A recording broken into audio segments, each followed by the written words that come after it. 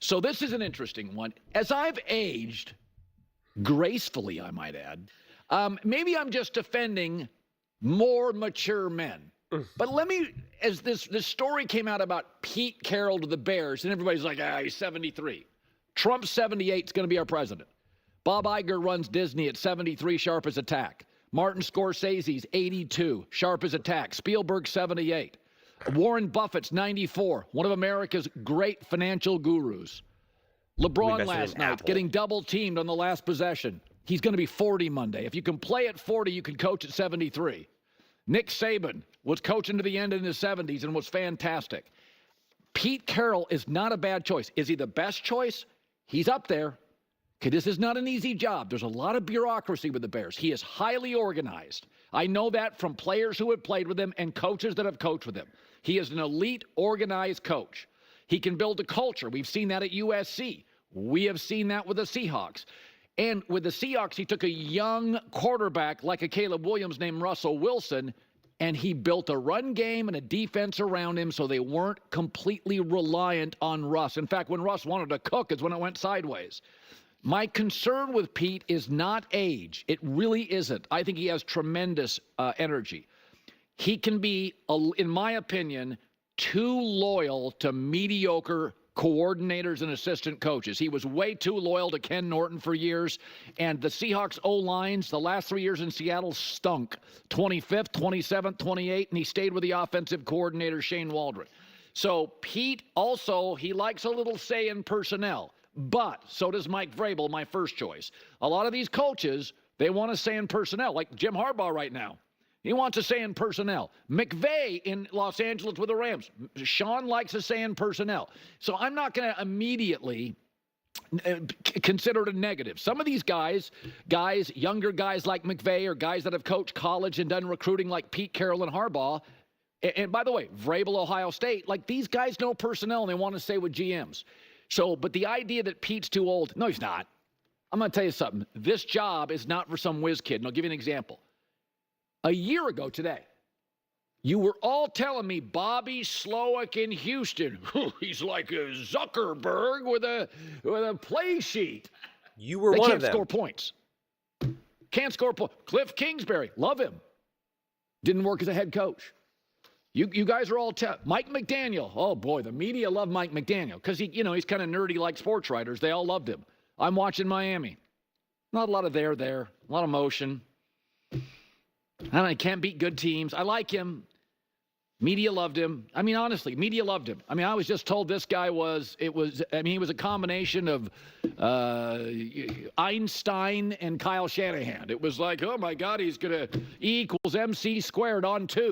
It was, oh my God, this guy, Miami's just a team. All right. You were definitely part of that train who was also praising him and praising some of these other coaches and coordinators. So let's be real here, okay? For a very long time, like, this was like, The Herd was like the only show that I honestly really legitimately watched day after day after day. So I'm like very confident in some of these views because, before I was really watching as much of the games as I could, I relied on someone like Colin to kind of like tell me, hey, what's going on? What's happening in the sports world? But, so let's, you don't be saying you guys, like, let's, that's.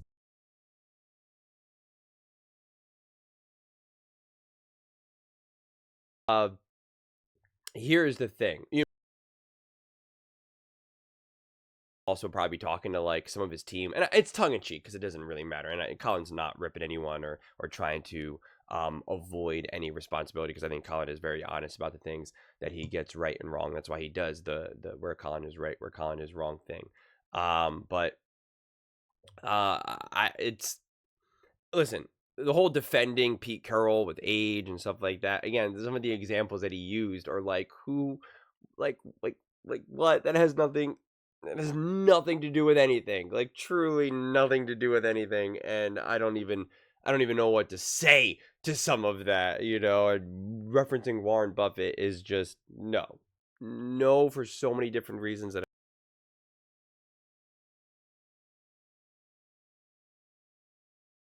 in his age, and just no.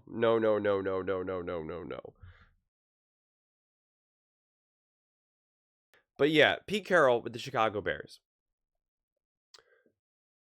The way I see it is, I don't think it would be a bad hire by any stretch of the imagination. I think the Bears are in such disarray. The benefit with the Bears is you will automatically get that defense back on track. And the defense is 100% not on track anymore ever since Eberflus left. So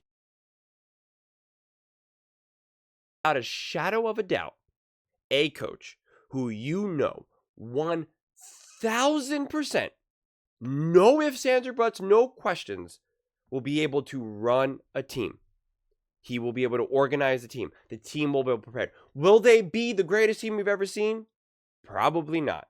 But they will absolutely, without a shadow of a doubt, understand the assignment every single day of every single week. They will know what's needed to be done. Going into week 7, week 14, going into a bye, getting out of a bye, going into the first round of the playoffs, on the road in the playoffs. Like, they will understand everything. That is what Pete Carroll can bring to that. And that is valuable. That is absolutely important.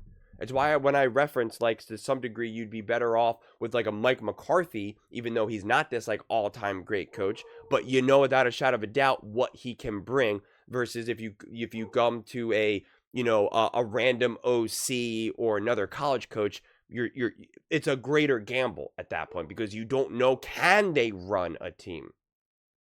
And right now the problem is that the Bears are, honestly, they're in free fall. Like, you have to admit that. Like, it is a disaster. It is a disaster to draft this quarterback, Caleb Williams, have all these pieces around, and have the record that they have, and have them lose in the way that they have. Like, this is just bad football. It's bad football to get your prized rookie quarterback, the number 1 overall pick. Let's go. And you got to fire a coordinator. You got to fire a head coach. Like, it's just been a disaster. It really has. It really irrelevant, because the way how this team has just been run has just not been good. And so bringing a Pete Carroll in does resolve that immediately. Now, if you have a hot shot like a Ben Johnson, you don't really know that he would be able to do that. You just don't. You're confident that he would have that offense significantly better. We do know that. But in terms of a lot of these other things that's really important, not so much.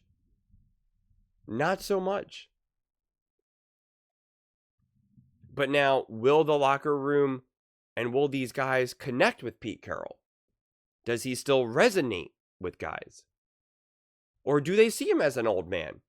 Where they're like, yeah, you were great, like, decades ago, but, like, I don't know, man.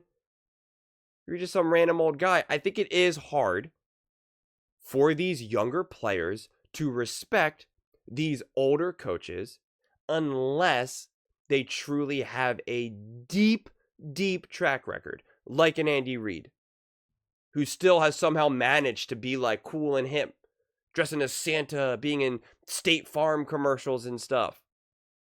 Like, he still resonates no matter where he goes. Bill Belichick didn't. Bill Belichick didn't at all. They questioned him. And it would not be hard for them to kind of have that same energy for Pete Carroll. So I do think youth matters. But you also want experience as well. So it's kind of tough. It's a balance. And Caleb needs work. Like, they need to stick this landing. So no matter who you get, if you do get a defensive head coach, you gotta nail the OC. You gotta. You can't keep playing these games. You just keep kicking the can down the road and delaying everything, and potentially even just doing harm at that point. And so, yeah, if it's going to be between Mike Vrabel and Pete Carroll, it's going to be Mike Vrabel all the way.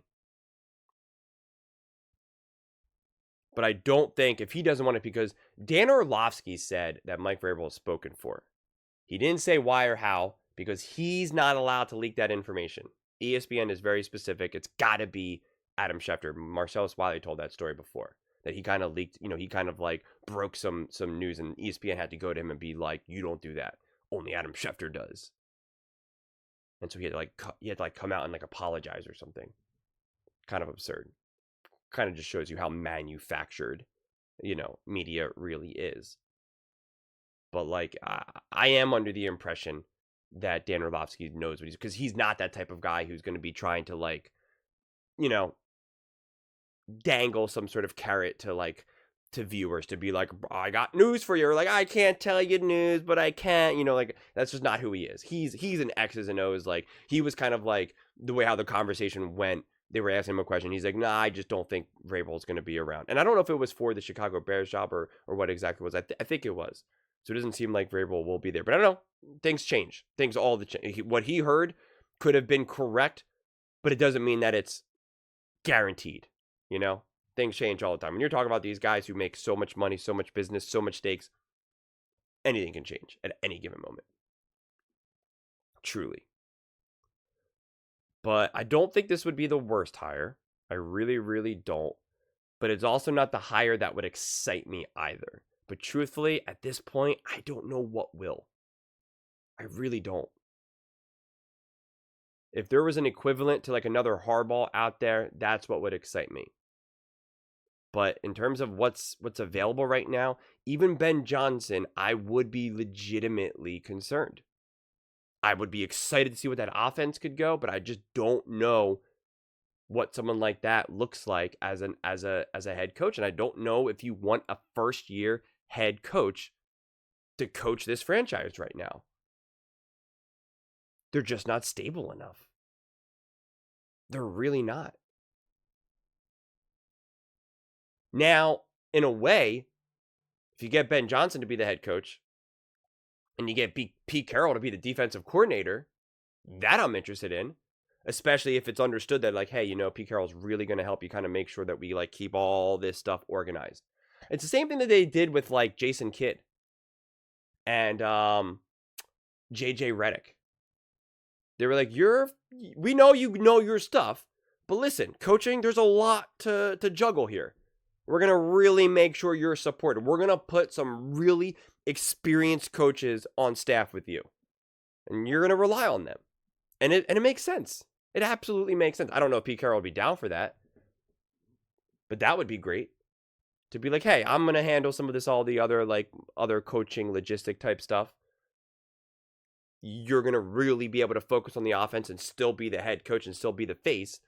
But like, and still do all the important stuff. But like, a lot of these other little things that a lot of people don't realize coaches have to do, I'll take care of it, or I'll definitely be right there shoulder to shoulder with you. I think that would probably be a better situation. But if you just hire Ben Johnson and usually like leave it up to him and say, all right, buddy, here are the keys to the kingdom. Try, here you go. I think it's definitely a little bit more fragile of an operation. But yeah, man, I don't know. I can't sit here with my chest out being like, this is amazing or this is awful. Why would the Bears ever do that? Because the Bears they're just, I keep saying it and I feel bad saying it, but it's the reality. They're just a mess. They are a mess. And they did it to themselves. Doesn't mean that it can't be changed. And that's the thing. If you make the right decision, it can change overnight.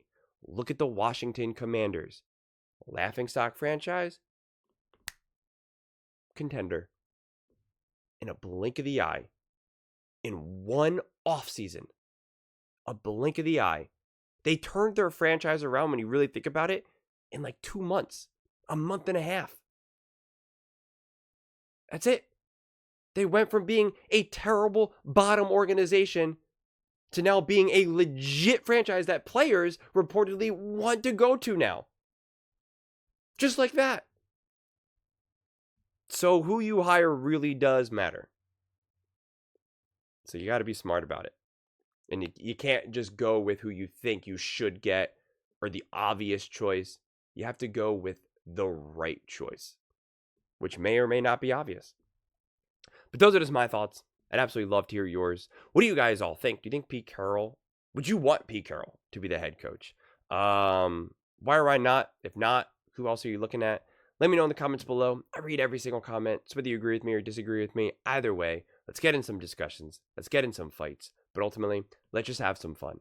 And please do consider subscribing. We're building an amazing community here, and I absolutely love to see you part of it. I want to build something that we all genuinely feel connected to. Something that we're really excited to be part of. I think we're on our way to doing it. Please don't forget to give this video a thumbs up, as it really does help with the visibility and the algorithm. Thank you so much, and see you next time.